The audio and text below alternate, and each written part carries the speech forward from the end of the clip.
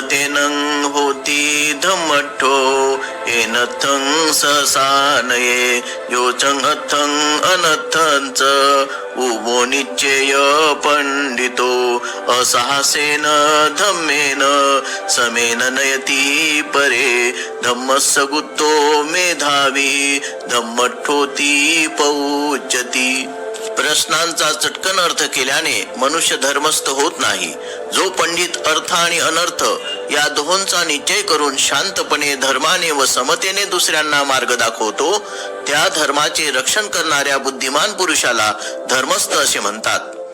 अर्थकथा। काही भिक्षूंचे असे मत होते की काही न्यायाधीश लाच घेऊन अन्यायकारकपणे कज्जे निकालात काढत असत। बुद्धांना हे कळल्यावर खरा न्याय कसा असतो हे बुद्धांनी वरील गाथेत सांगितलेले आहे।